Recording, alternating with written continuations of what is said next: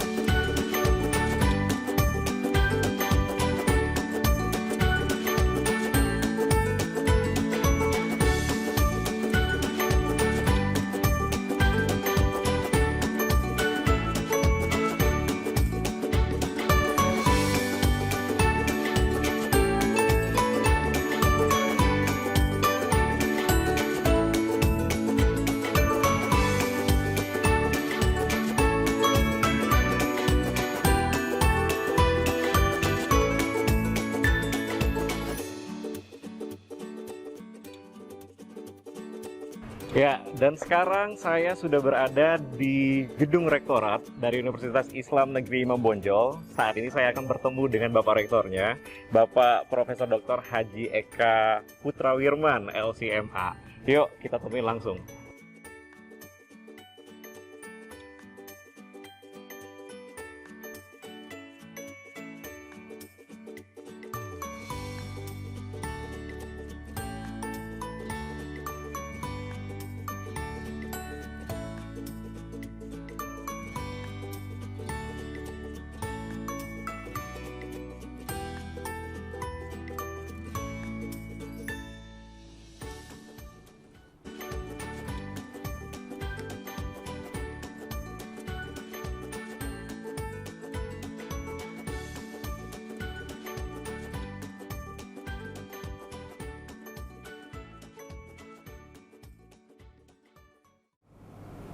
Saya izin copot maskernya, Pak. Oh ya, boleh kita copot ya? Iya. Ya, oke. Nggak apa-apa, Pak. Ya, pemirsa, akhirnya saya sudah sampai di ruangan Bapak Rektor dari Universitas Islam Negeri Imam Bonjol Kota Padang, Bapak Eka Putrawirman. Assalamualaikum nih Bapak. Waalaikumsalam warahmatullahi wabarakatuh. Apa kabar Bapak? Baik, alhamdulillah. Alhamdulillah sehat ya, Tambah Pak. segar dengan puasa. Alhamdulillah. Ya. Nggak berasa nih Pak, kita sebentar lagi nih udah mau lebaran nih Pak. Iya, saya waktu hari pertama puasa sudah dapat WA. Tidak terasa lebaran 29 hari lagi katanya. 29 hari lagi ya Pak. Baik. Terima kasih Pak Eka atas kesempatan yang sudah sangat besar sekali diberikan kepada saya dan juga Sofyan. tim untuk bisa menginterview langsung nih Pak. Sebenarnya ini obrolan Boleh. kita adalah obrolan santai dan karena memang konsepnya adalah pengen mengenal lebih dekat nih keseharian Pak Eka, Boleh. kemudian profil Pak Eka, Iya, boleh. Pak Rektor dari Universitas Islam Negeri Imam Bonjol Kota Padang. Boleh. Baik, pemirsa, senang sekali saya kembali hadir di bincang pengawasan seperti janji saya. Tadi saya udah dari depan dari lingkungan Universitas Islam Negeri Imam Bonjol dan sekarang saya udah di ruangan Bapak Rektor UIN Imam Bonjol. Ini kalau kita singkat UIN IB ya Pak? UIN IB Iya ya. benar. Saya takut salah nih Pak. Iya, iya. Baik, ini adalah tayangan program unggulan dari Inspektorat Jenderal Kementerian Agama Republik Indonesia yang tayang di YouTube channel Itjen Kemenak setiap hari Selasa dan Jumat. Dan kebetulan ini udah edisi ke-88 Bapak. Ke-88. Ya nanti insya Allah tayang hari Selasa. Oke. Hari ini maksudnya Pak. Oh, hari ini? Iya hari ini, hari Selasa Pak. Iya, maksudnya. Ini tayang setiap hari Jumat dan juga Selasa pastinya. Dan jangan lupa untuk subscribe Itjen Kemenak di YouTube Itjen Kemenak.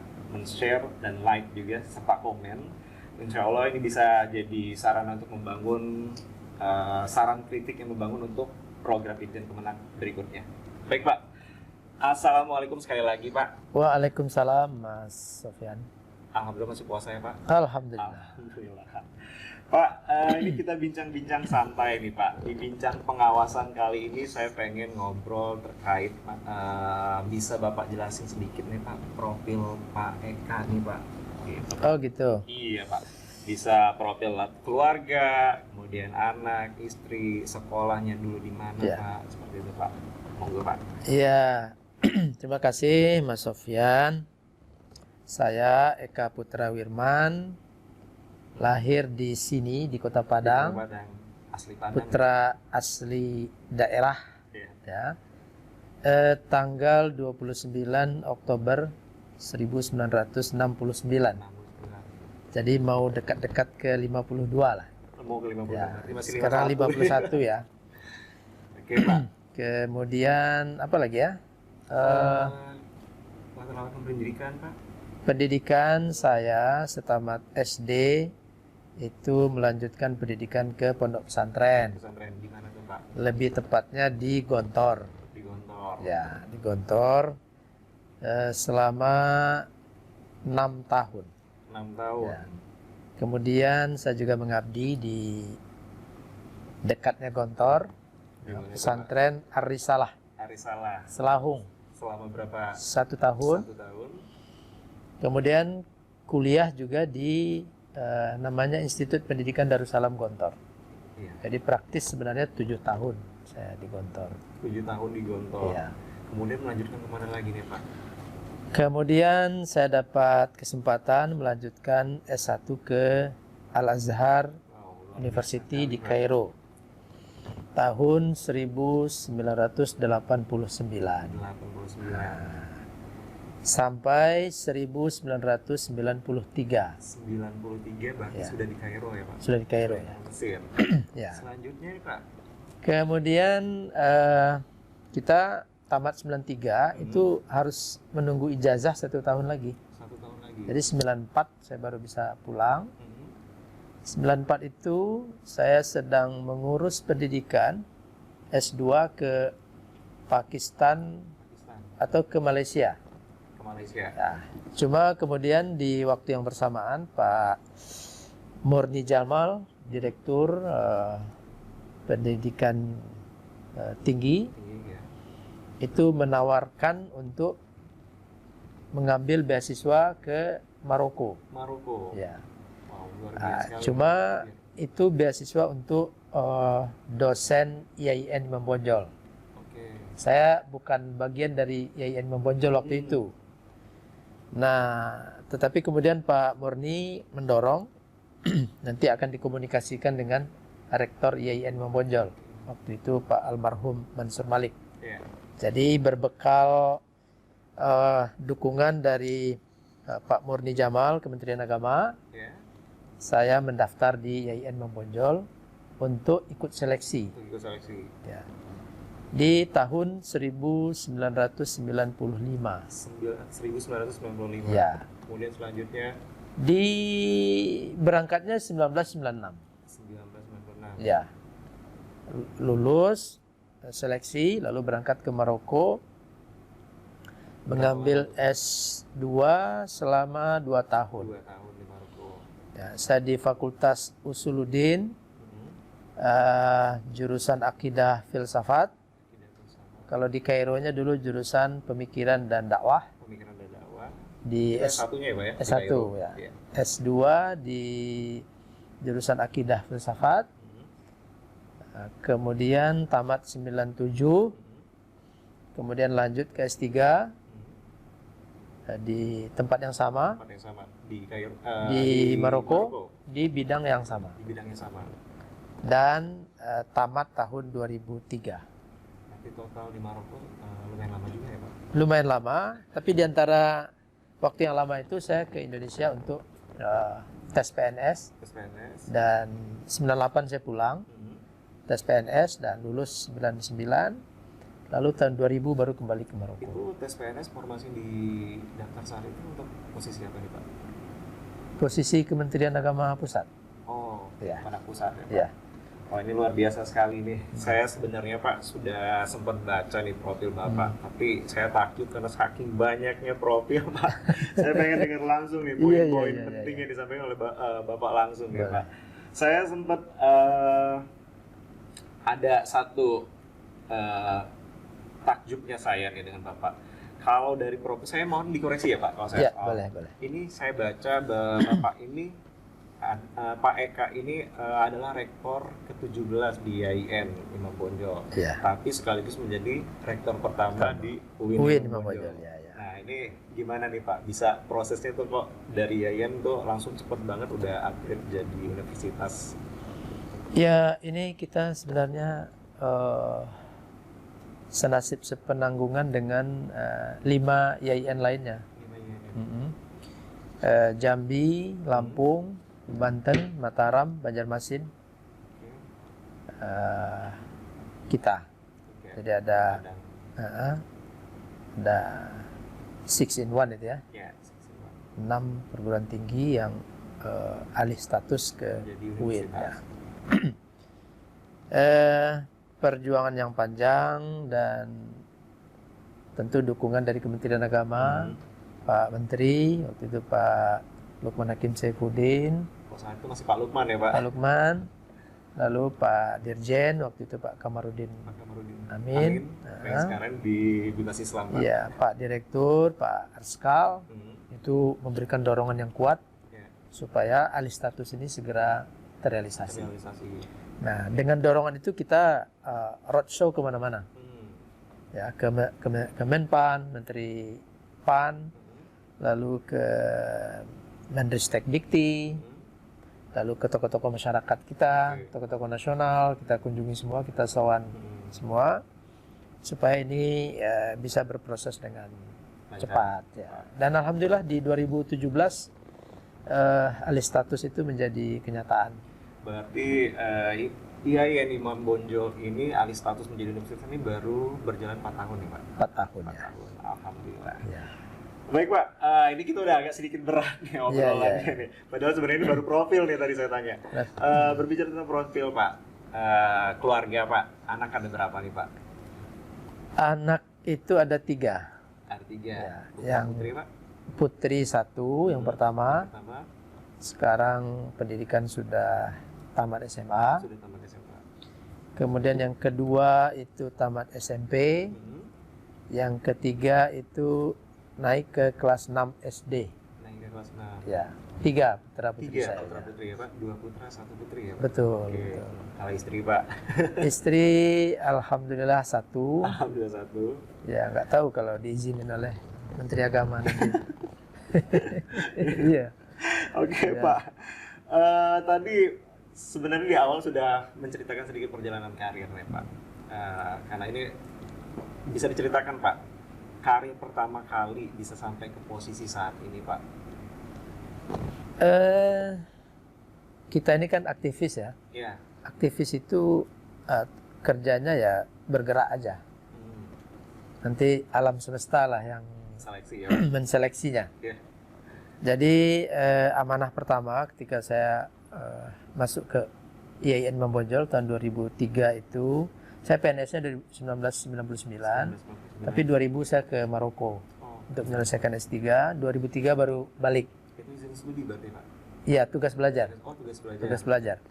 Saya cukup unik sebenarnya, tapi mungkin nggak usah dibuka di sini karena nanti macam-macam ya.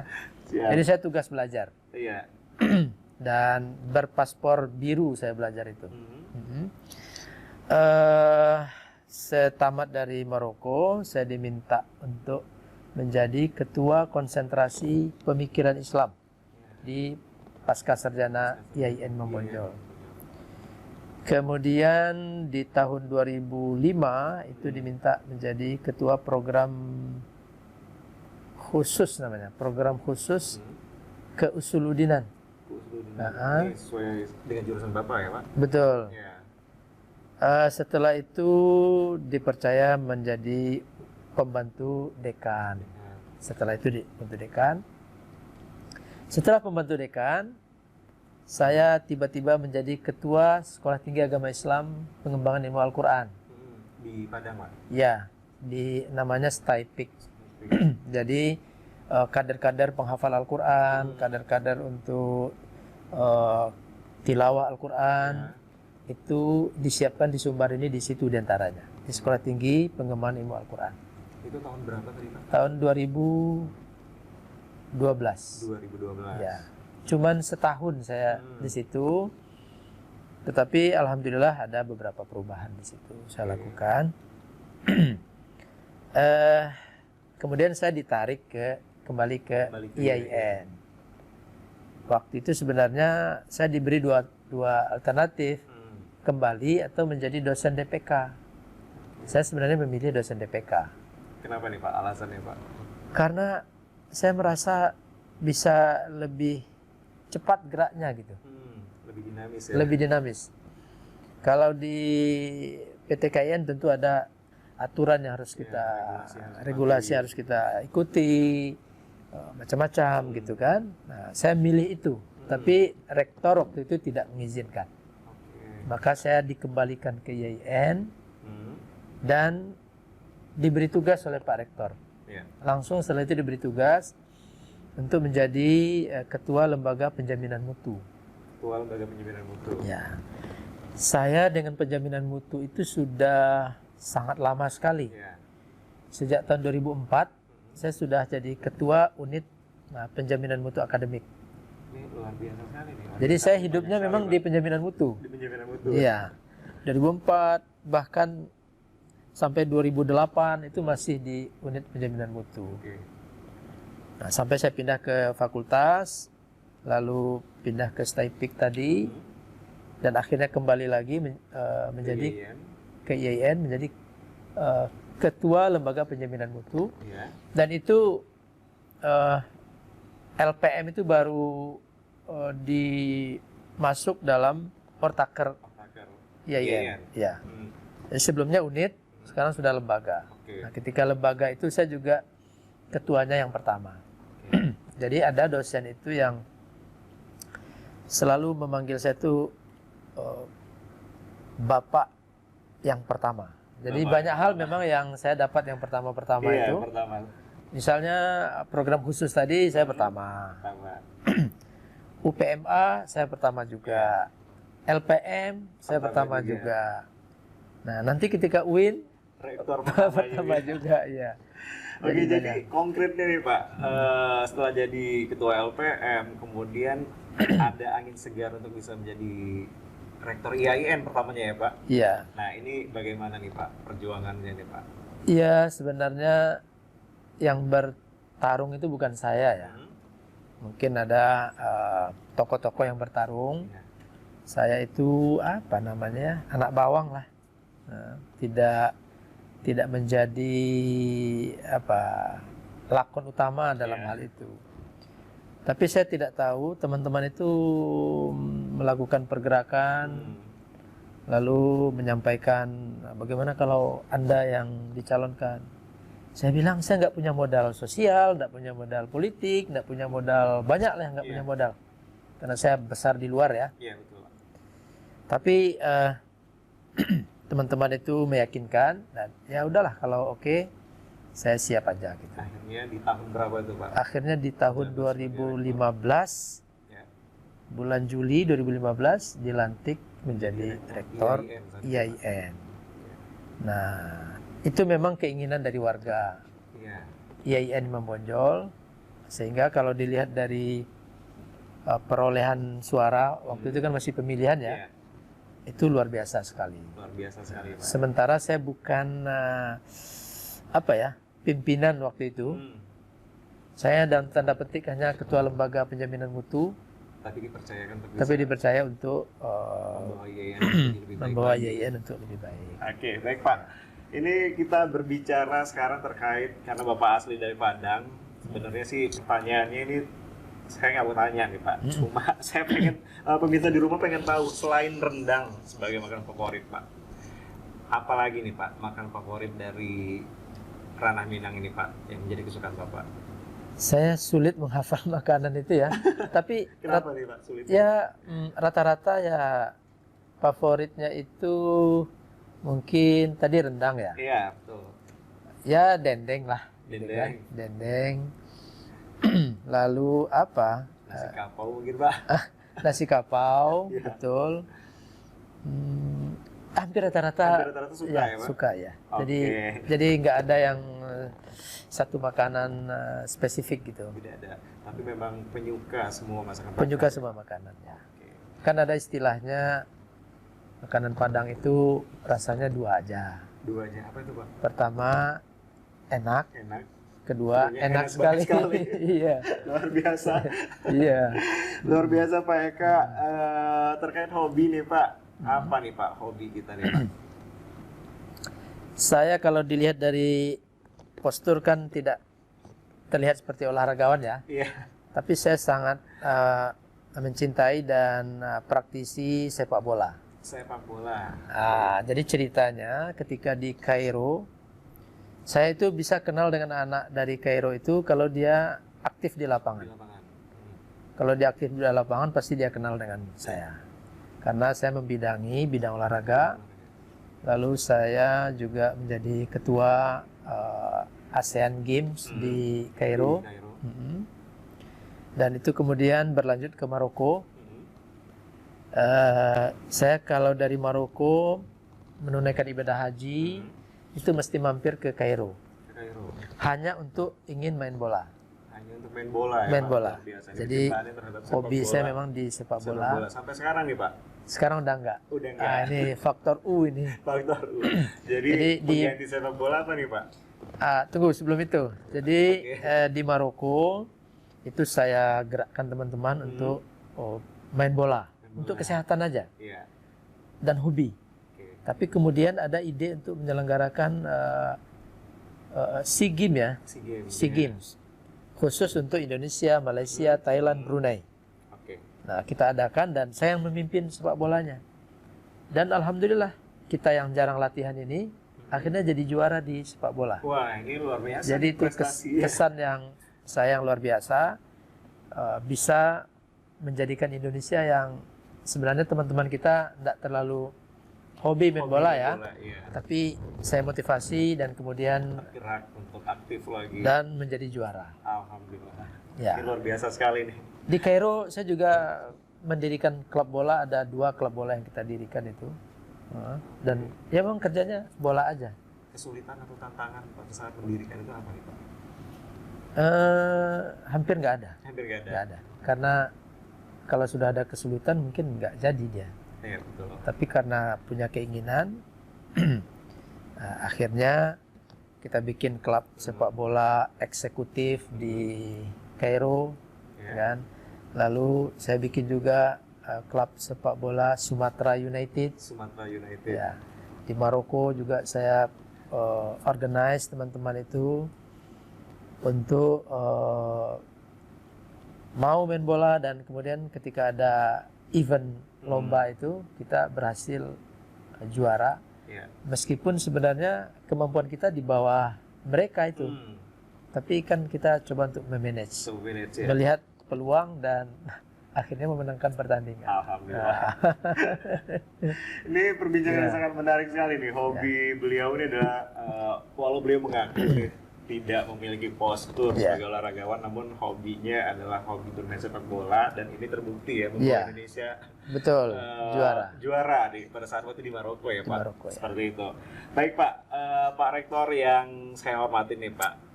Kita berbicara sekarang masuk ke ranahnya rektor nih Pak. Boleh. Apa sih Pak tupoksi sebagai seorang rektor? Ya, rektor itu yang pertama sekali tentu perwakilan menteri di perguruan tinggi ini. Ya.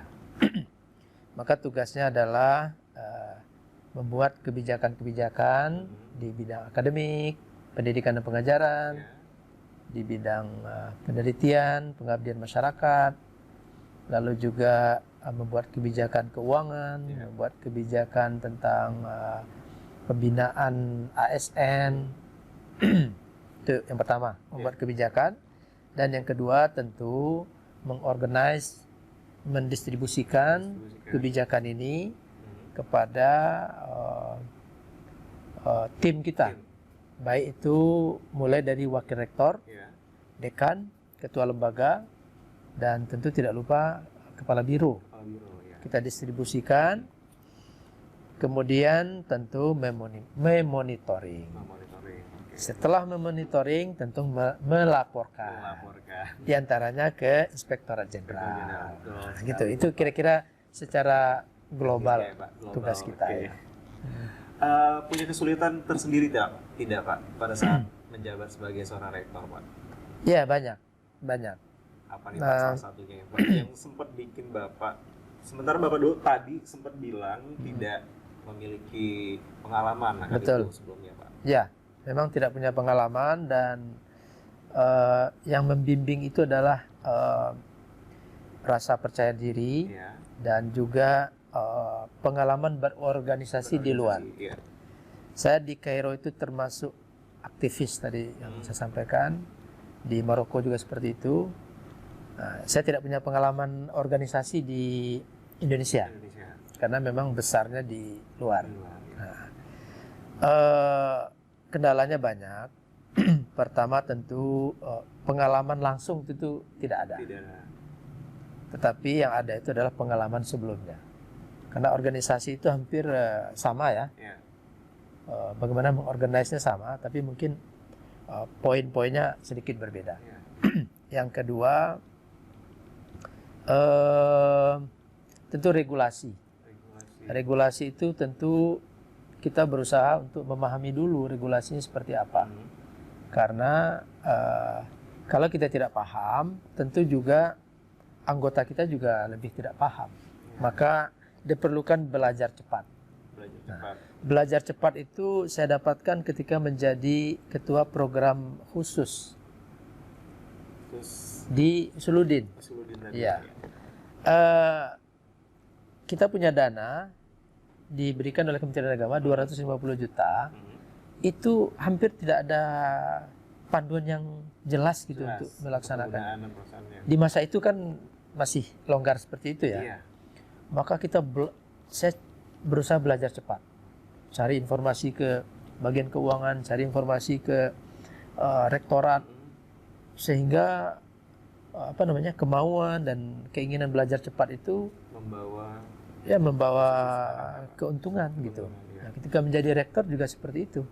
Kita mencoba belajar cepat, bertanya ke kementerian, bertanya ke rekan kita, kantor Kementerian Agama, dan saya tidak perlu merasa sungkan ya untuk bertanya. Yang tidak boleh itu adalah salah nggak apa-apa, tapi yang tidak boleh itu tentu senang dalam kesalahan. Benar sekali Pak. Ya, suka dalam kesalahan itu yang tidak benar.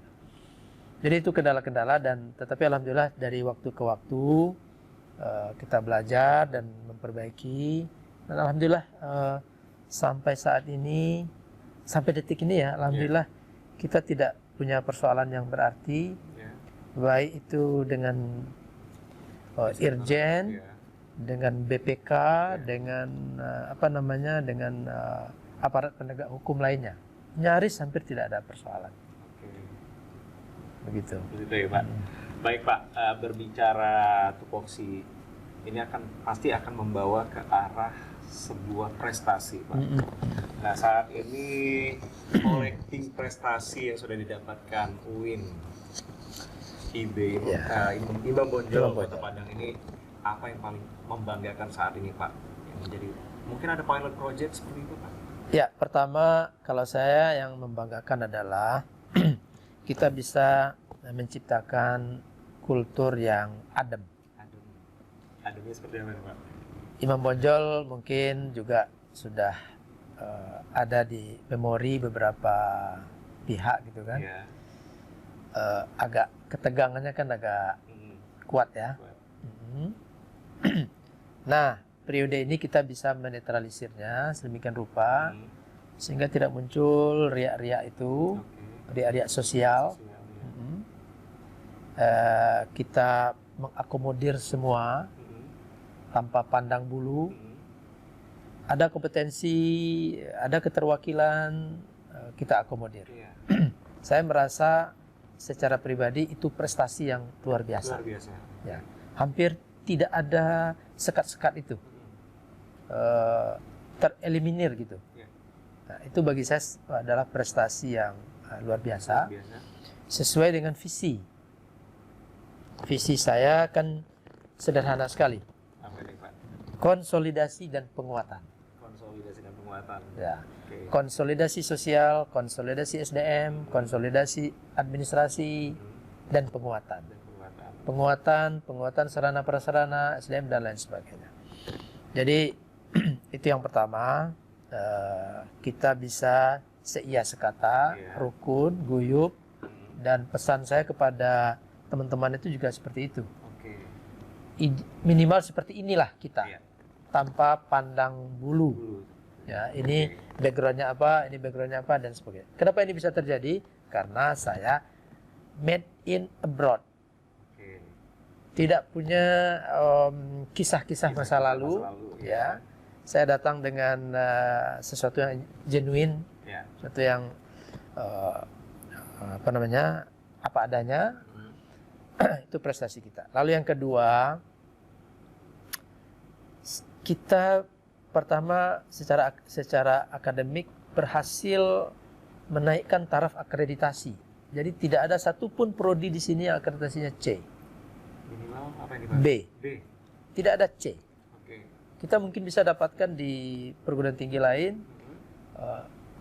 akreditasi A-nya banyak, Iya. tapi C-nya ada. C-nya masih ada. Kita nggak ada. Kita yang Ini minimal sekali itu B. B.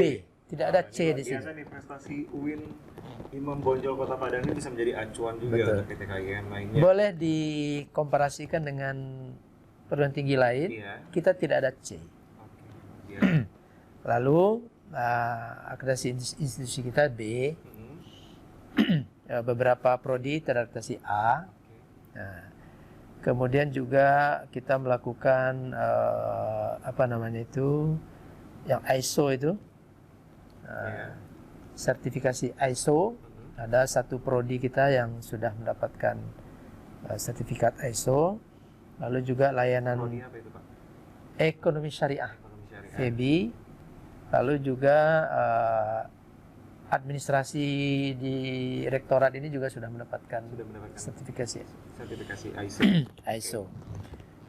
Lalu kemudian dari sisi jurnal, Iya. kita sudah ada 18 jurnal yang terakreditasi secara nasional Iya. di berbagai level lah. Ada Sinta 2, 3, 4 dan seterusnya. Lalu kita sudah berhasil membuat satu fakultas sains dan teknologi. Konsekuensi dari kita alih status. Itu tahun berapa nih Pak? Sains dan teknologi itu di tahun 2019. 2019. Ya, Baru berjalan 2 tahun ini Pak ya? baru berjalan 2 tahun. Lalu pembukaan beberapa prodi, prodi umum, dan seterusnya. Kemudian prestasi lain adalah kita sedang membangun kawasan. Kawasan apa nih Pak? Kawasan kampus. Kawasan Iya. Oke. Jadi kampus kita yang di kampus 2 ini luasnya kan cuma 8 hektar. 8 hektar. Tidak sanggup menampung mahasiswa kita yang peminatnya tinggi. Tinggi, oke. Jadi tahun 2019 itu kita peminat tertinggi di PTKIN di se-Sumatera. Se-Sumatera ya Pak? Di 2020 juga mendapatkan penghargaan dari Kementerian Agama Iya. sebagai perguruan tinggi kategori UIN sebagai peminat tertinggi. Tertinggi. Kita terima penghargaannya dari Gus Menteri Iya. di waktu itu di Lampung. Jadi peminat kita ini besar sekali, tetapi lahan kecil. Ya. Oleh karena itu kita buat kawasan pendidikan di kampus 3, luas tanahnya sekitar 70 hektar. Wah, luas sekali nih. Ya. Hektar Pak. Betul. Nah Ini sekarang nanti, rencana bakal jadi kampus 3 nih? Kampus sebagai utama kampus utama. ya? Oke. Ya. Mudah-mudahan di 2022 ini kita boyongan, sebagian besar boyongan. Fakultas Tarbiyah tetap di sini. Dan nanti gedung-gedung kita ini akan dipakai untuk membuka madrasah-madrasah. sebagai labor dari Fakultas Tarbiyah. Luar biasa sekali nih.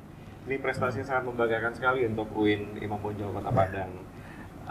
Dengar-dengar nih Pak, prestasi lainnya adalah ada pilot project di UIN IB Pak ya, Kota Padang terkait dengan menuju zona integritas. Ya. Nah, ini kiat suksesnya untuk bisa menuju tahap itu apa nih Pak? Supaya bisa menjadi acuan PT KAIN lainnya juga untuk bisa memiliki pilot project seperti yang ada di UIN IB ini Pak. Ya, mudah-mudahan ada sesuatunya ya. Iya. Kita memang ditunjuk sebagai pilot project. Iya. Nah, sementara kita ini baru pada tahap penilaian mandiri. Penilaian mandiri. Ya. Jadi kita masih menyiapkan. Kita sudah tunjuk Fakultas Tarbiyah sebagai pilot project untuk ZI ini. Yeah. Nah, tentu kita coba membenahi dari berbagai sisi. Okay. Secara general, kita telah menerapkan setiap pelantikan pejabat itu kita minta untuk menandatangani fakta integritas. Ya, untuk tidak melakukan KKN. Setiap pelantikan pejabat juga kita lakukan itu. Ketika rekrutmen ASN itu juga kita wajibkan untuk membuat pernyataan itu bahwa setelah menjadi ASN tidak akan melakukan perbuatan-perbuatan yang tidak dibenarkan. Nah, ini terus-menerus kita sosialisasikan kepada ASN kita, dan misalnya untuk seleksi apa sajalah dosen atau karyawan, kami punya kebijakan bahkan untuk menghubungi tim penguji itu baru pada pagi harinya. Jadi sistemnya adalah seperti instan seperti itu ya Pak? Iya. Jadi kita tidak beritahu siapa yang akan menjadi penguji untuk menjaga supaya hasilnya bagus, dapat dipertanggungjawabkan. Tidak ada KKN. Jadi penguji pun dia tidak tahu akan jadi penguji atau tidak. Rata-rata seluruh seleksi kita begitu. Nah, terkesan mendadak ya Pak? Mendadak. Jadi tapi malam hari sudah dikasih tahu. Pak Rektor ingin bertemu dengan Bapak. Khusus mohon disiapkan satu hari penuh. Nah, dia nggak tahu tuh apa gitu kan. Berbincang apa? Bincang apa ini? Nah, nanti jam 7 saya briefing, Bapak diminta untuk Bapak Ibu diminta untuk menjadi tim penguji. Ini tahapan-tahapannya ini dilakukan dan dimohon agar memberikan penilaian seobjektif mungkin. Bahkan di beberapa seleksi kita ruling. Kan ada dosen-dosen yang biasanya langganan menjadi tim penguji. Kita ruling, kita cari yang fresh, yang baru, yang dia juga tidak dikenal sebagai asesor ya Pak? Ya, tim penguji selama ini. Ini untuk menghindari terjadinya kolusi, menghindari nepotisme. Jadi saya yakin PNS kita, terutama sejak saya menjabat tenaga BLU kita itu dipilih berdasarkan kompetensinya, kualitasnya, dan jauh dari nepotisme. Ini luar biasa, perbincangan sangat menarik sekali untuk persiapan UIN IB menuju zona integritas, dan ini bisa menjadi acuan PT KAIN juga ya Pak ya? Boleh. Ke depannya untuk bisa menerapkan apa yang sudah diterapkan oleh UIN IB saat ini. Baik Bapak, berbicara tentang saat ini zona orange Pak. Saya dengar-dengar nih terkait di Kota Padang ini masuk katanya zona orange Pak. Terkait COVID-19. Nah, pertanyaan saya adalah bagaimana nih Pak persiapan UIN untuk bisa mengantisipasi itu Pak? Terlebih apa nih gebrakan Bapak selaku Bapak Rektor dari UIN IB ini Pak? Khususnya untuk ASN IB ya Pak? Secara signifikan mungkin tidak ada. Secara normatif ada. Apa ini Pak? Pertama, sejak COVID ini muncul, kita sudah membentuk Satgas. Satgas COVID-19 di tingkat universitas. Lalu dilanjutkan dengan Satgas COVID di tingkat unit, fakultas. Kemudian Satgas ini membuat maklumat-maklumat dan kemudian menjalankannya. Misalnya harus pakai masker, itu dijalankan. Harus cuci tangan, maka disediakanlah tempat cuci tangan di seluruh unit-unit kita. Lalu menjaga social distancing, maka kita berdasarkan SKB 4 Menteri juga tidak melaksanakan aktivitas pendidikan di kampus. Kita melaksanakannya secara daring. Penggunaan masker pastinya ya Pak ya? Penggunaan masker itu kita wajibkan di beberapa tempat, kita tempel kawasan wajib pakai masker. Tadi Mas Sofyan lihat tadi masker Pak. Lihat di depan tadi ya. Ada Pak. Gitu. Iya. Kalau tidak nggak dilayani. Kalau tidak juga saya tidak boleh masuk. Iya. Iya begitu. Lalu ada pemeriksaan juga suhu tubuh ya Pak. Suhu tubuh oleh Satpam. Nah itu yang kita lakukan. Itu saya rasa juga sudah menjadi memenuhi protokol kesehatan. Oke, baik, Pak. Saat ini Pak, Kemenak yang baru nih Pak Yakut, beliau menggalakkan sekali moderasi beragama Pak, dan banyak sekali ujaran kebencian yang terjadi di media sosial, kemudian intoleransi. Nah, menanggapi hal tersebut nih Pak, apa tanggapan Bapak dan bagaimana Bapak bisa memberikan saran atau masukan untuk ASN yang ada di lingkungan UIN-IB ini Pak, terkait moderasi beragama? Iya, dengan terbukanya tabir komunikasi secara online ini, maka tentu jagat raya jagat raya komunikasi kita dipenuhi dengan berbagai macam. Ada malaikatnya, ada setannya, macam-macam. Iya, betul sekali. Ujaran kebencian, hoax itu kan masuk kelompoknya setan itu ya. Nah, yang kita lakukan adalah pertama tentu memberikan penyadarannya kepada ASN kita untuk dapat memilah dan memilih konten yang positif. Lalu juga memilah dan memilih konten yang mau di-share. Ya. Tidak sembarang share.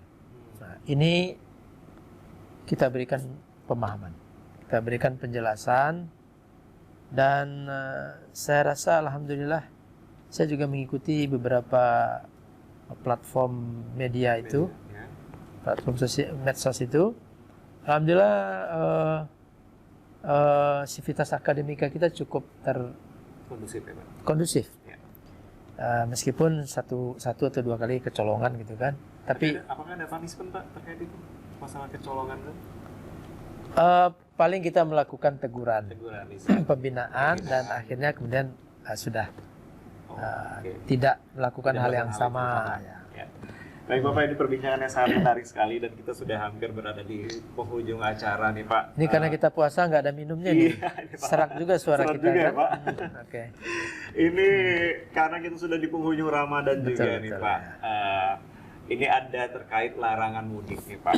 Terkait SP nomor 6 tahun 2021 terkait larangan mudik. Apa tanggapan Bapak mengenai hal tersebut Pak? Iya, kita ini kan hidup bernegara. Dan negara kita dilaksanakan oleh satu pemerintahan. Pemerintahan itu terdiri dari berbagai komponen, para ahli, para pakar. Saya rasa masyarakat mempercayakan kehidupan sosial kita ini kepada pemerintah. Kalau pemerintah sudah melakukan kajian dan kemudian mengambil satu kebijakan, diantaranya adalah larangan mudik, maka saya mengajak kita semua masyarakat Indonesia untuk ikhlas mematuhi aturan yang telah dibuat oleh pemerintah kita. Pemerintah saya rasa tidak dapat keuntungan apa-apa tuh dengan melarang mudik itu. Bahkan pemerintah rugi karena ekonomi tidak bergerak. Tapi pemerintah mau rugi asal rakyatnya sehat, Ya. asal COVID-19 ini terkendali. Kita ingin hidup seperti normal lagi. Normal lagi. Jadi kepada kita semua, pada masyarakat, mari kita patuhi anjuran dari pemerintah, mungkin aturan dari pemerintah ini, karena sesungguhnya adalah untuk kebaikan kita sebagai warga negara. Benar sekali. Tapi kalau Bapak sendiri tidak mudik ya Pak? Saya setiap hari mudik, Mudiknya di Padang, Pak. karena tinggal di Karena Padang. tinggal Ya. di Padang. Iya. Luar biasa sekali Pak. Baik Pak, pertanyaan terakhir sekaligus Ya. menjadi closing statement kita nih Pak. Untuk menjaga keutuhan NKRI, karena isu yang merebak sekali sudah kita banyak sekali dapatkan di media sosial terkait yang ada di Papua ya Pak. Iya. Nah, seperti itu.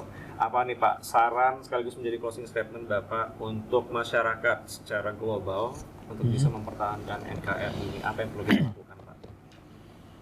Pertama tentu semua kita punya kesadaran yang tinggi terhadap negara yang bernama Negara Kesatuan Republik Indonesia. Kita ini terdiri dari beragam-ragam suku bangsa, bahasa, etnis,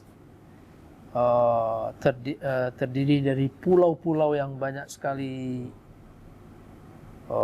dan ini masyarakat yang paling kaya, keragamannya paling kaya ini di dunia. Lalu di atas keragaman itu kita membangun negara bernama Negara Kesatuan Republik Indonesia. Nah, tentu kita berharap kepada masyarakat untuk menjaga keragaman ini.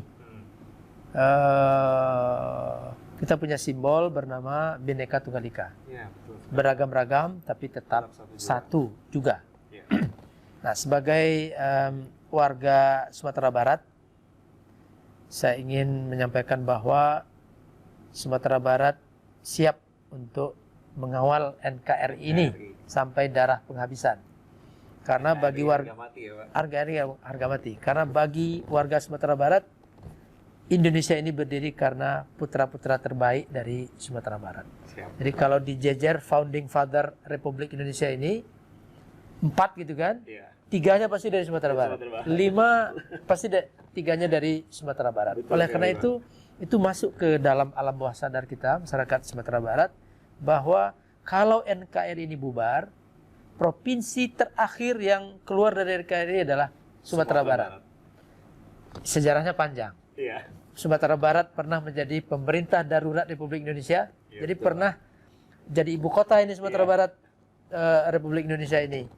Lalu ada tokoh dari Sumatera Barat namanya Muhammad Natsir Ya. yang mempidatokan mosi integral NKRI. Ya, betul sekali Pak. Jadi ketika negara kita ini terdiri dari RIS, RI, maka Muhammad Natsir berpidato agar semua kembali ke NKRI. NKRI. Jadi darah NKRI itu pekat dan kental sekali bagi masyarakat Sumatera Barat. Bahwa masyarakat Sumatera Barat ini religius itu iya. Iya. Bahwa Sumatera Barat ini dialektikanya keras itu iya. Iya. Karena kita di Sumatera Barat ini terkenal sebagai masyarakat demokratis tertinggi di Indonesia mungkin. Karena filosofinya di Sumatera Barat itu tidak ada raja yang tinggi sekali. Raja itu kalau berjalan itu didahulukan selangkah. Cuman selangkah didahulukan. Ya, Pak. Ditinggikan seranting. Karena masyarakatnya egaliter. Ya, Jadi misalnya saya sebagai rektor itu nggak bisa seperti apa gitu. Ini psikologi masyarakat Sumatera Barat. Bahwa mereka religius iya, mereka demokratis iya, mereka egaliter iya, tapi mereka adalah pendukung NKRI yang utama. Oke. Nah, itu pesan. Ini perlu dicatat ini Iya. buat seluruh masyarakat Indonesia secara Betul, global. betul. Ini bisa dicontoh juga dari masyarakat Sumatera Barat bahwa NKRI benar-benar harga mati ya Pak Di Sumatera Barat. di Sumatera Barat.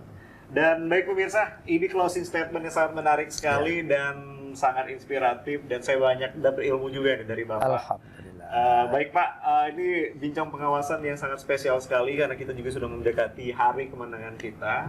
Untuk pemirsa tetap jaga kesehatan, tetap fokus dalam menjalankan ibadah puasa juga tarawih. Dan sebentar lagi juga kita akan melaksanakan mendapati hari kemenangan kita. Ya, Pak. Betul, Idul Fitri, Lebaran, ya. Idul Fitri. Baik, Akhir kata, saya Sofyan Ali beserta kru dari Inspektorat Jenderal Kementerian Agama Republik Indonesia Bincang Pengawasan mengucapkan terima kasih atas partisipasi Anda untuk bisa menyaksikan acara ini, dan jangan lupa untuk mensubscribe, Pak, untuk like juga mengkomen acara ini agar kami juga bisa memperbarui, memberikan informasi inovatif lagi ke depannya. Baik, akhir kata, wassalamualaikum warahmatullahi wabarakatuh. Saksikan di Bincang Pengawasan.